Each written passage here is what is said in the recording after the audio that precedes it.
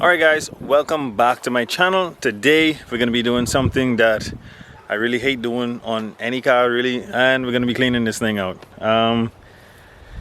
There's a bunch of junk in it, everything that I've used and to swap this motor and this transmission inside the car. There's basically parts of it still inside the car, so we're going to clean this thing out and I'm going to wipe out the inside just to prepare for the install of the wire harness. No, I don't have the wire harnesses yet, but hopefully in the next day or two it should be in my hands, and the moment it's in my hands it's going to be going in the car.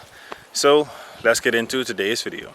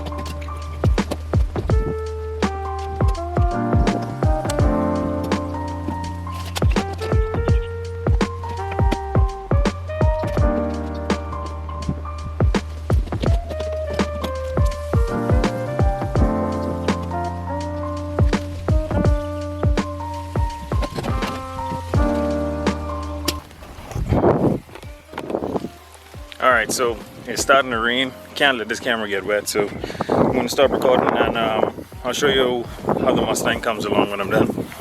Alright, so I definitely got to rephrase what I said. I didn't clean it out, I just took all the junk out of it. I'm actually going to be paying someone to come over and clean it because it needs to be cleaned up before it gets painted. As soon as the wire harness go in, painting will be the very next thing. But let me give you a look inside the vehicle.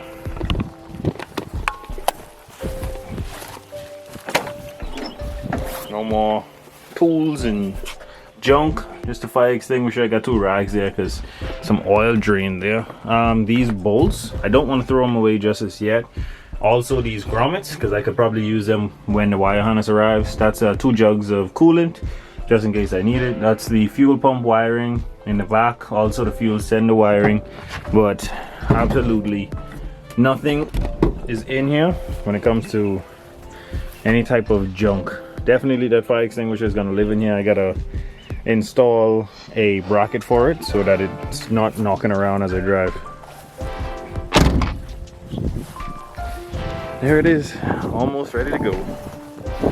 Alright, so now that we are arriving at basically the end of getting this build running, it is very exciting, but I just want to inform you guys, we will not just be working on rear-wheel drive vehicles. We will be working on basically any performance vehicle, I should say. And when I say performance, if there is a base model to a vehicle, we're probably going to be working on what they would call a GT, or like I said, the performance version of it.